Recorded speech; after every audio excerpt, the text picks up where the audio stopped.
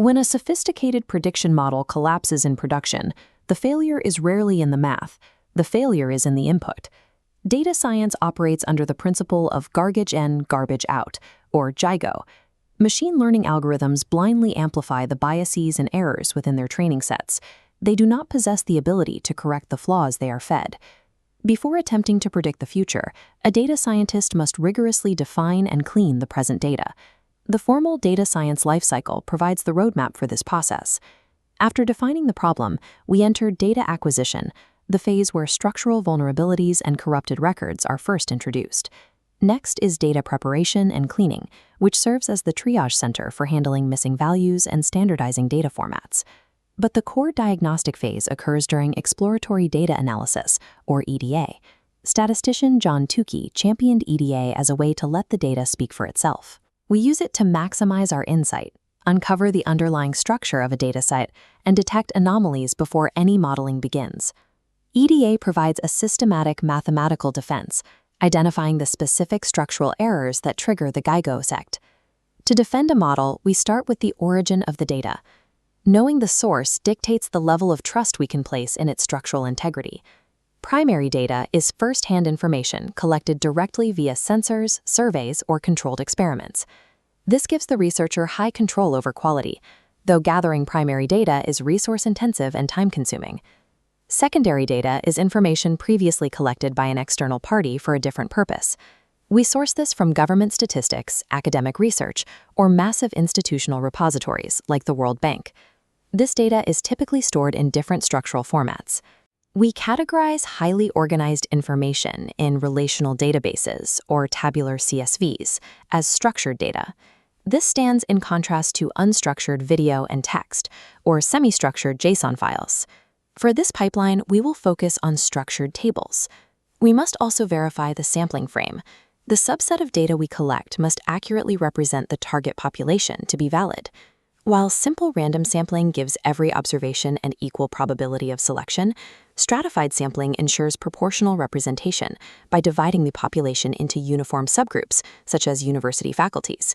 If the sampling frame is flawed, the structural foundation is compromised before analysis begins. Ingested data is handled according to the mathematical rules of the NOR framework. These 4 levels of measurement act as a rulebook. Applying quantitative math to qualitative categories will break the model.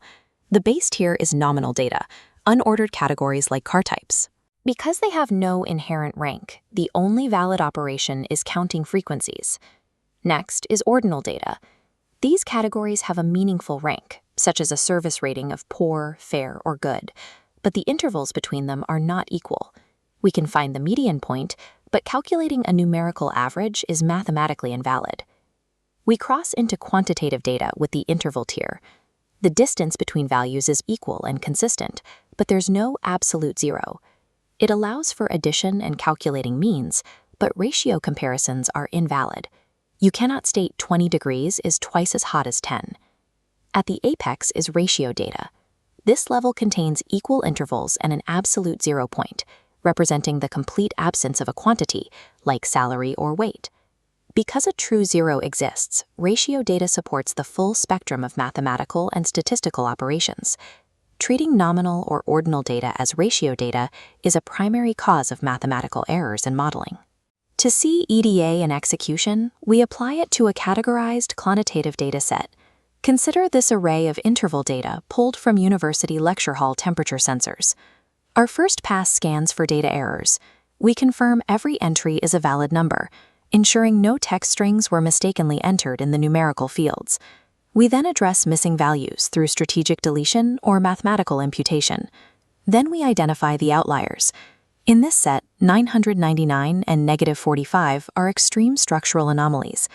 To separate valid data from sensor errors, we calculate measures of central tendency. The arithmetic mean finds the center by incorporating the value of every observation. This makes it highly sensitive to extreme variables. Because it incorporates every data point, that 999-degree error pulls the average away from the true typical value of the hall. To find the true typical state of the data, we calculate the median. The median ignores the extreme edges of the distribution by simply selecting the middle sorted value, revealing the actual typical temperature. In EDA, central tendency is a diagnostic tool used to uncover the underlying truth of datasets. We scale this analytical process from a single array up to massive enterprise datasets containing millions upon millions of rows. Once the center is established, we use measures of spread, like variance and standard deviation, to map how data points disperse. We then use the interquartile range to drop mathematical fences around the distribution, isolating any remaining outliers. This defensive pipeline begins with controlled data collection and representative sampling. It moves through NOR classification to ensure no mathematical axioms are violated. It concludes with the EDA quality check, using measurements of center and spread to strip out flawed elements. Machine learning models assume this groundwork has been performed perfectly. Examining the underlying data's structure through EDA is the only way to generate hypotheses that hold up to formal testing. A data scientist spends the majority of their time executing this pipeline, not tuning predictive algorithms. Professional data science begins with the verification of these structural foundations.